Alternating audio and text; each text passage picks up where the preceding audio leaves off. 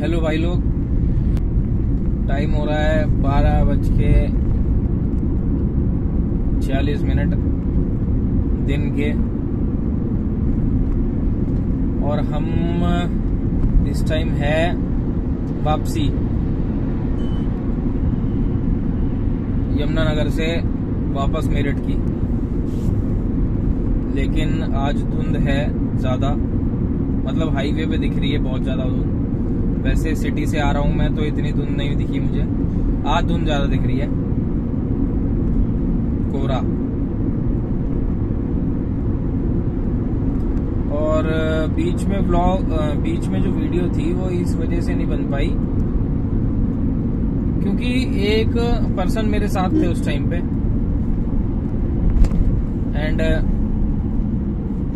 उनके वजह से वो वीडियो बन नहीं पाई क्योंकि फोन यूज हो रहा था और फोन थोड़ा सा बिजी चल रहा था, तो इस वजह से वो कैमरे के लिए हम वीडियो नहीं बना पाए।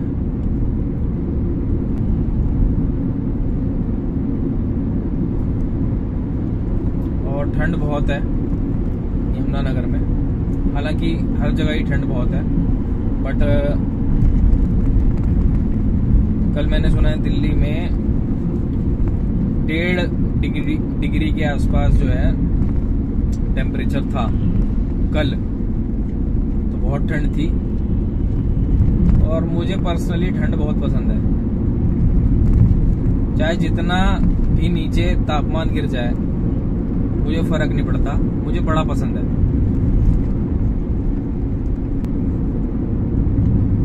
और इस टाइम हम जो हैं देवबंद पहुंचेंगे।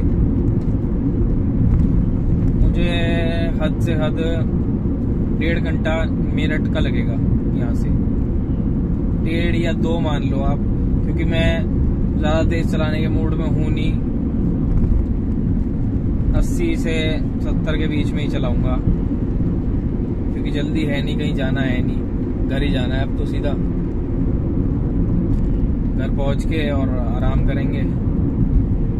2-3 दिन बड़े काम में निकल गए हैं।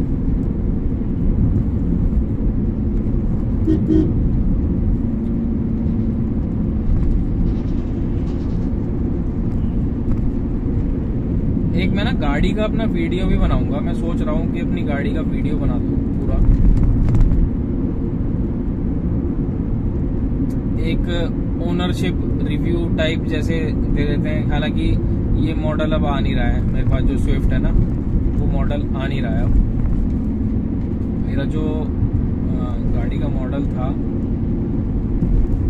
मतलब है वो ना स्विफ्ट है, 2017 मॉडल है, दिसंबर की।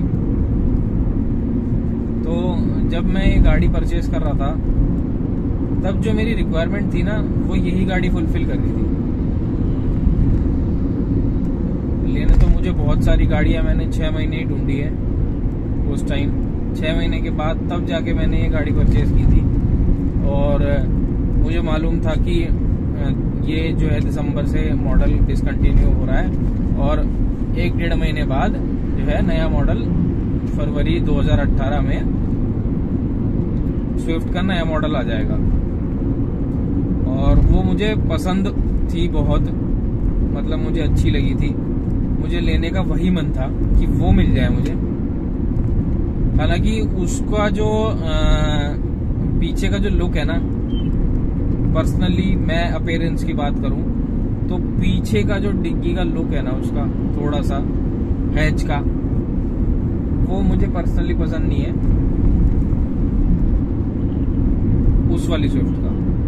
और उसका आगे का जो फेस है वो बड़ा ही प्यारा लगता है क्योंकि वो उस टाइम नया आया था, तो वो जो फेस है उसका बहुत प्यारा लगता है।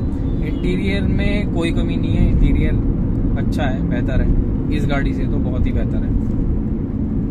सीट्स भी ठीक हैं, एंड मेरे को ऐसा पता नहीं कि लगता है कि वो इस वाली स्विफ्ट से ना अंदर से स्पेस छोटी है।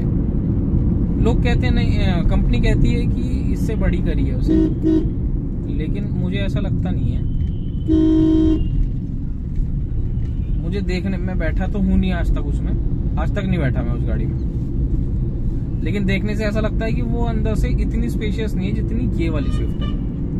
और जबकि कंपनी ने कहा है कि जो अपडेट किया है मॉडल उसमें स्पेस इस वाली से ज्यादा है।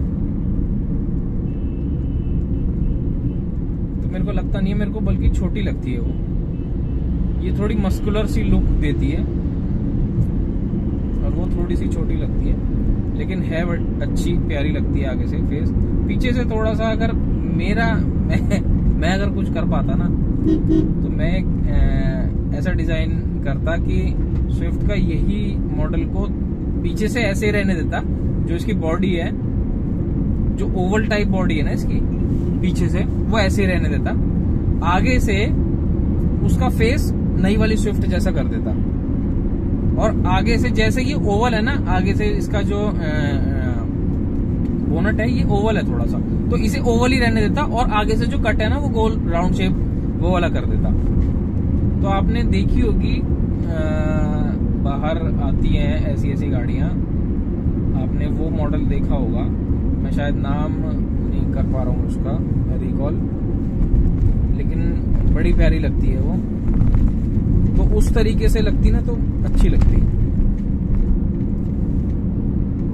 बाकी ठीक है, अगर कुछ करा होगा सुजुकी ने तो सोच समझ के करा होगा, क्योंकि जो डिजाइन है ना उस पर थोड़ा सा फेरबदल कर लेना चाहिए। क्योंकि देखो सेम ऐसा ही मॉडल जैसे स्विफ्ट का है ना, क्रेटा वालों ने भी ऐसा ही ओवल शेप दिया है पीछे से। पहले तो देखने में वो अच्छी नहीं लग रही थी, लेकिन अब बड़ी प्यारी लग रही है वो, है ना, क्रेटा की। तो अगर कुछ करते नया सा तो इससे क्या होता, एक ना जो लेजेंडरी चल रही है ना स्विफ्ट हमेशा से अपनी उसमें ना लेजेंडरी रही है, सबसे ज्यादा बिकती है, और जब भी आती है 3 जनरेशन आ चुकी है, तीनों जनरेशन उसकी बहुत अच्छी सेल होती है। तो लेजेंडरी रही है वो, और उसको लेजेंडरी ही रखने के लिए इनको ना थोड़ा सा, क्योंकि फर्स्ट जनरेशन भी ओवल सी आई थी पीछे से, थोड़ा सा उसका राउंडेड शेप था, सेकंड जनरेशन तो राउंडेड ही है, थर्ड जनरेशन भी उनको थोड़ा सा राउंडेड अगर वो डिग्गी का कर देते ना, मैं तो कोई खुश होता नहीं होता, मैं जरूर बहुत खुश हो जाता। बाकी ठीक है, अच्छी है, कोई दिक्कत नहीं है। हाँ, तो मैं बात कर रहा था अपनी स्विफ्ट की। तो मेरी जो स्विफ्ट है ना 2017 मॉडल है, बताया मैंने आपको, दिसंबर का मॉडल है। इसका एक ना ओनरशिप रिव्यू मैं आपको शेयर करूंगा आपसे, कि मेरी गाड़ी को 5 साल हो गए दिसंबर में, और अब तक मैंने इसमें क्या क्या काम कराया है, क्या क्या नहीं कराया। काम तो मैंने कुछ नहीं कराया, जो मुझे कंपनी से मिली थी एज इट इज वैसी की वैसे ही है। कराना तो बहुत कुछ था, लेकिन मैंने कराया कुछ भी नहीं है। सीट कवर वही चल रहे हैं, सिस्टम वही चल रहा है, स्पीकर्स वही चल रहे हैं कंपनी के दिए हुए। स्टीयरिंग कवर तक नहीं लगा है इस पे, आप ये देखो, सबसे बड़ी बात, स्टीयरिंग जो है ना चिकना हो गया है, स्टीयरिंग कवर तक नहीं लगा है इसमें। क्योंकि पता है मेरे को ना मॉडिफिकेशन वो पसंद है जो गाड़ी के साथ मैच करे। मुझे वो पसंद नहीं है कि मॉडिफिकेशन आप कर लो और वो मैच ही ना करे, वो ना अजीब अलग सी लगे कि गाड़ी के साथ नहीं है ये। अब स्टीयरिंग कवर मैं सोच रहा था कि चढ़वा लेता हूँ, स्टीयरिंग कवर लगवा लेता हूँ। स्टीयरिंग कवर ना जो कंपनी से चढ़ा के दे रहे हैं या मार्केट में, लोकल मार्केट में चढ़ा के दे रहे हैं, वो 300, 350, 400 रुपए का है, एक कपड़ा सा है, उस कपड़े से सिलाई तो वो कर देते हैं, लेकिन साइड्स की जो फिलिंग है ना, ये जो कर्व है वो नहीं कर पाते। अब करोल बाग में तो होता है वो काम, और भी अब तो जगह होने लग गया है, दिल्ली के अंदर कई जगह होने लग गया है, लेकिन ना करोल बाग में जाना चाहता नहीं हूँ भाई, सबसे बड़ी बात यही है। मटेरियल वो अच्छा यूज नहीं करते शायद मेरे हिसाब से, वो तो काम सस्ते में जाएगा। अब मैं कोई ढूंढ रहा हूँ कि मैं स्टीयरिंग कवर तो एटलीस्ट चढ़वाई लूँ इस पे।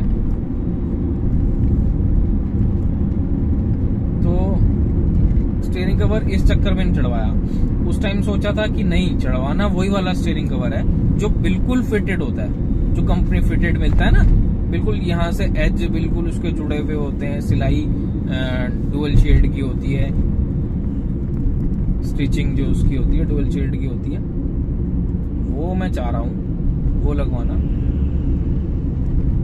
और मैंने सोचा था कि नहीं वही लगवाऊंगा, वही करवाऊंगा, और वो दिन आज तक नहीं आया। करवाते करवाते आज अब 5 साल हो गए। और गाड़ी की मॉडिफिकेशन, मैं यही सोचता हूँ कि गाड़ी की मॉडिफिकेशन, मेरा जो टेस्ट है ना गाड़ी की मॉडिफिकेशन का, मैं आपको बता देता हूँ, मेरा टेस्ट जो है वो ओवर नहीं थोपना है गाड़ी पे, बस मिला लगा दिया जी, मिला लगा दिया, ठीक है मिला लगा दिया, है ना, वो चीज नहीं है। मैं बड़ा ही गाड़ी के साथ मिस एंड मैच करके जो चीजें लगाता हूँ, लगवाने की कोशिश करता हूँ। अभी तक तो कुछ लगवाया नहीं है मैंने इसी चक्कर में।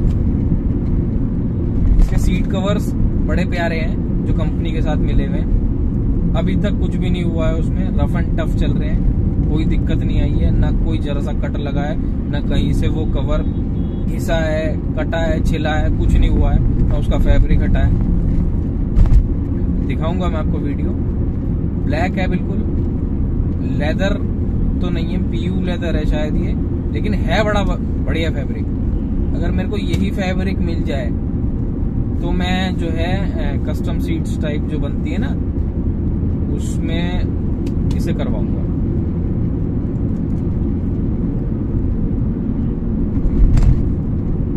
हम देवबंद के पुल पे हैं इस टाइम। ये वो पुल है जिसके ना होने की वजह से यहाँ का जो एरिया था ना बड़ा परेशान करता था ट्रैफिक के टाइम। मतलब ट्रैफिक यहाँ हमेशा रहता था। ये 15 किलोमीटर का स्ट्रेच था, और 15 किलोमीटर का स्ट्रेच इतना खतरनाक था कि आपको यहीं के यहीं 1.5 से 2 घंटे लगते थे। गाड़ी आपकी इतनी ऊपर ऊपर उछलती थी कि शॉकर तो आपके कहीं नहीं गए, खराब होना पक्का है उनका। और अब जो ये पुल बना है ना, बड़ा ही प्यारा बना रखा है। इसके वजह से जो है अब दूरी जो है कुछ भी नहीं रह गई।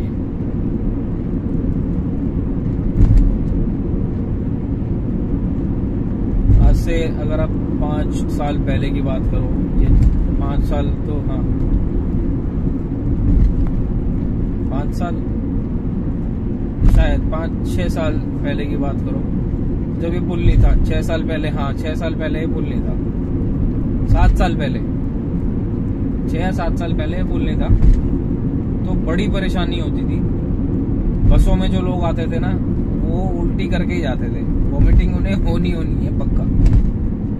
सारा खाना पेट के अंदर जो है मिक्स हो जाता था, या कह लो पच जाता था, डाइजेस्ट हो जाता था। इस तरीके की रोड थी, बहुत बुरी हालत थी। अब जो है इस पुल के वजह से 2-3 मिनट का ही ये पुल जो है खत्म हो जाता है, 2-3 मिनट के अंदर। इतना अच्छा पुल बना हुआ है। और ये जो रूट है ना, ये रूट भी अच्छा किया हुआ है, हरिद्वार जाने वाला रूट है ये, और दिल्ली आने वाला रूट है। तो बढ़िया रूट कर रखा है इसको, अच्छा बना हुआ है। बस ये है कि लाइट्स यहाँ पे है नहीं मेरे हिसाब से।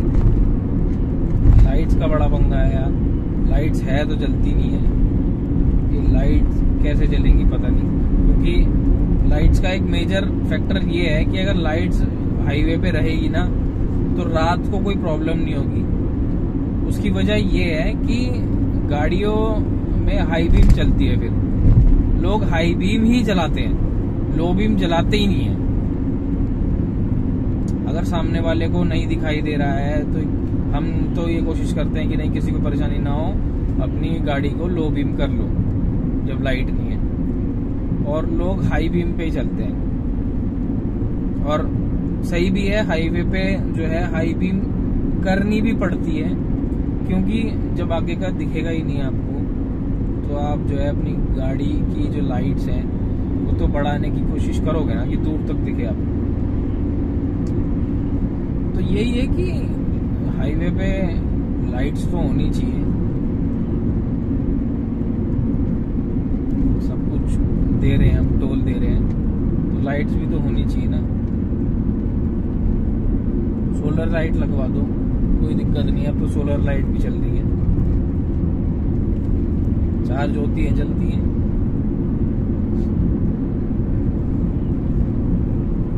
और रात बिरात कोई प्रॉब्लम हो जाए तो कोई बड़ा इशू होगा नहीं।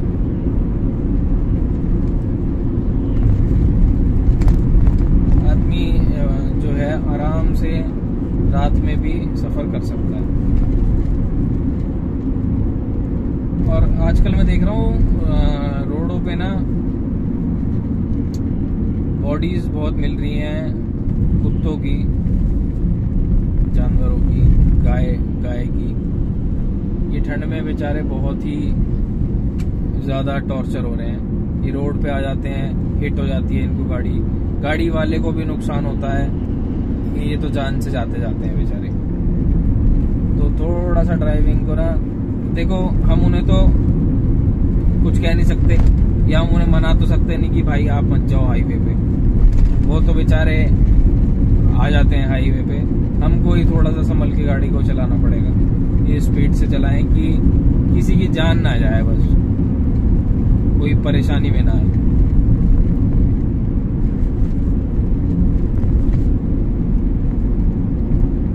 क्योंकि बड़ा ही देख के ना अच्छा नहीं लगता, दुख होता है कि कुत्ता मर गया, हिट हो गई गाड़ी से, वो हिट हो गया है वो, या कोई गाय है या कोई भी जानवर है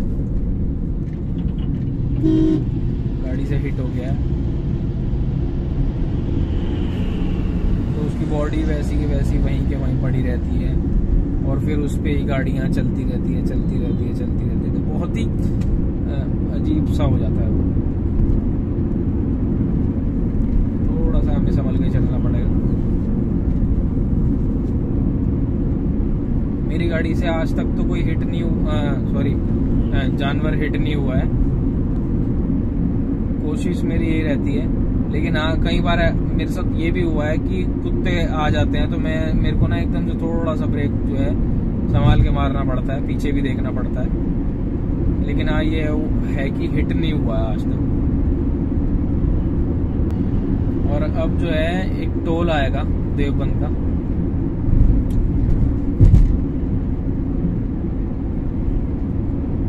उस टोल का जो चार्ज है वो 155 रुपए है वन टाइम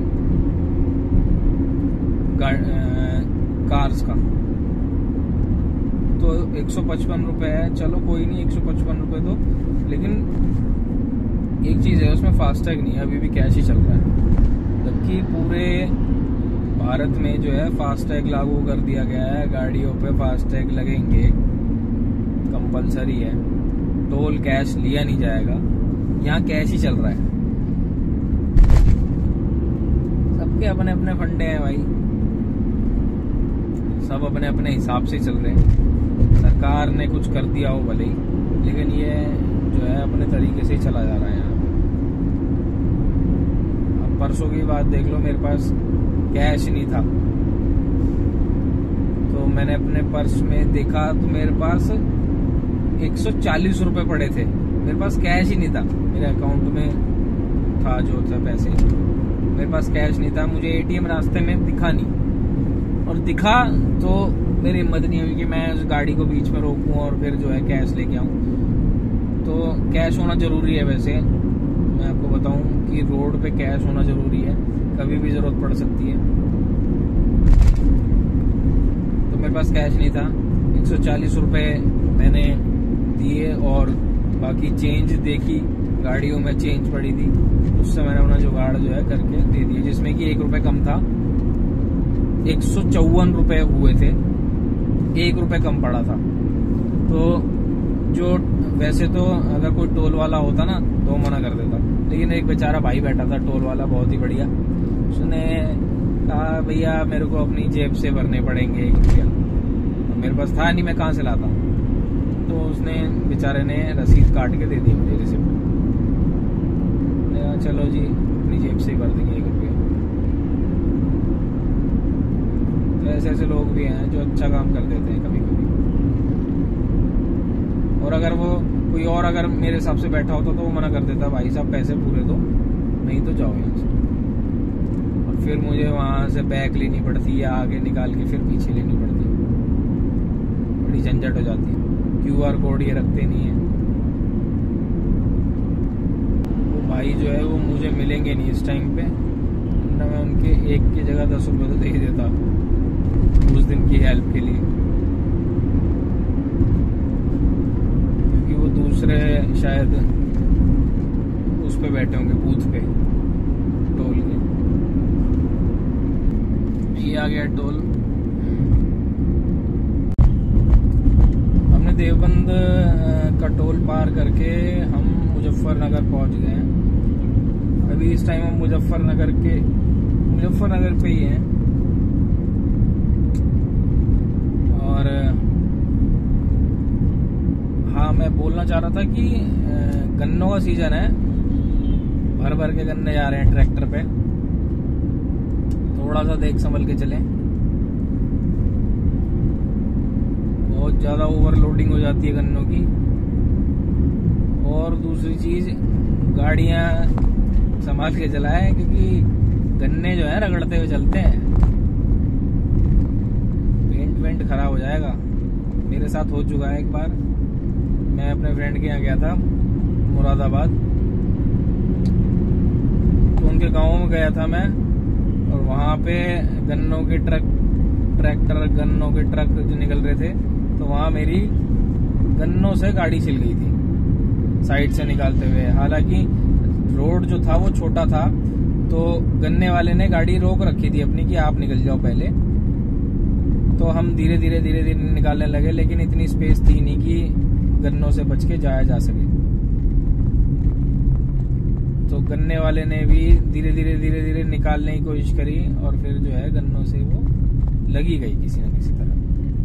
मतलब ज्यादा नहीं छिली थी, लेकिन हाँ ये है कि हल्का सा जो पेंट था उस पर स्क्रैच पड़ गया था।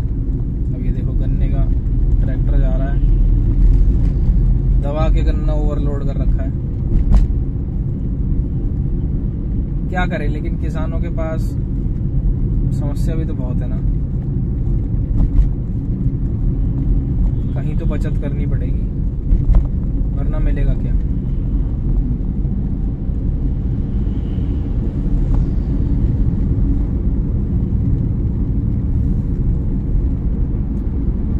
बहुत ही बड़ा पिलर है ये, शायद पिलर है ये, पिलर जा रहा है।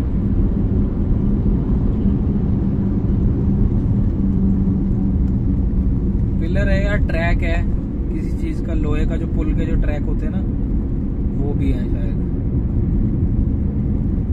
वीडियो शेकी हो रही होगी, शेकी आ रही होगी यार। उसका रीजन यही है कि मोबाइल होल्डर में लगा रखा है फोन, अब उस वजह से जो है मोबाइल होल्डर थोड़ा सा शेक तो कर ही रहा है।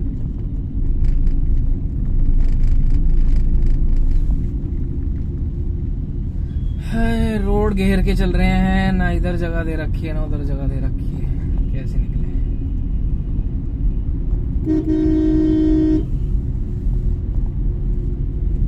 बोल ले, अल्टो वाले भाई साहब निकाल के ले गए बीच में से।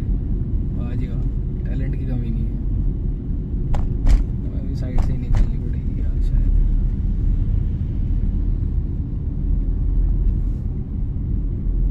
चलो निकाल ही लेंगे यहीं से, निकलने वाला है।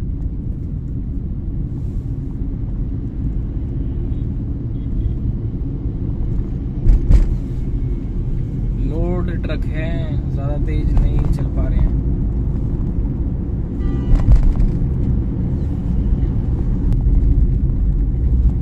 धूप फाइनली निकल गई है।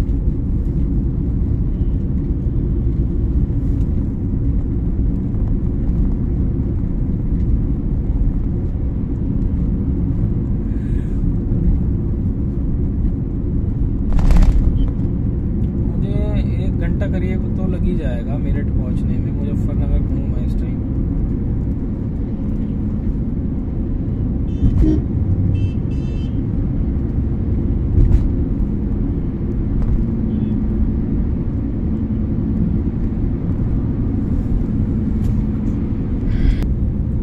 मेरठ में एंट्री कर ली है हमने और मुश्किल से 10 या 20 मिनट का अंतर होगा। मैं मेरठ में अपने घर तक मतलब पहुंच जाऊंगा, आधे घंटे में मैं पहुंच ही जाऊंगा, क्योंकि 20 मिनट तो मुझे 15 मिनट तो मुझे टोल के पास लगेंगे जाने में, पहुंचने में, और वहां से मुझे 10-15 मिनट मेरा घर का रास्ता है, तो 25 मिनट के आसपास लग जाएंगे घर पहुंचते हुए। और बस यही था, मेरठ हम पहुंच गए हैं। नेक्स्ट वीडियो देखते हैं कब आएगी, जब कहीं जाना होगा, मोस्ट प्रोबेबली कल शायद दिल्ली जाना है, तो देखते हैं कल एक वीडियो और बनाएंगे। अभी पहले यही देख लें कि ये एडिट होके कब तक YouTube पे पहुंचती है। बाकी ठीक है, यही था हमारा छोटी सी वीडियो। और धुंध अब दोबारा दिखने लगी है, धूप हल्की हो गई है, तो यही चलता रहेगा जब तक ठंड रहती है। लेकिन सबसे बढ़िया होती है ठंड, खाओ पियो घूमो फिरो, नो टेंशन। और चलिए अब इसे यहीं खत्म करते हैं।